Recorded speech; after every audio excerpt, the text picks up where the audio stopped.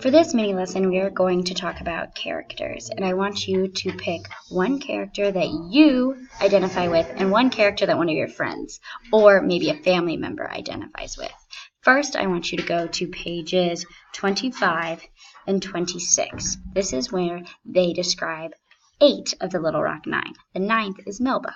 So, look at this worksheet and look at those pages and figure out which character you identify the most. If it turns out to be Melba, well, you might need to look, you might know that from other places in the book, but if it is one of the 8 Little Rock Nine, then I want you to put a quote from pages 25 and 26 and explain why you relate to them. After you do that, I want you to pick one of the 8, or if you want to challenge yourself, maybe even Grandma India or Mother Lois that reminds you of someone that you know.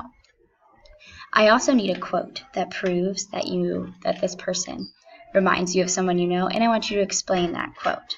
The directions are on the character mini lesson. I'm about to type them. I hope you enjoy this activity. Bye!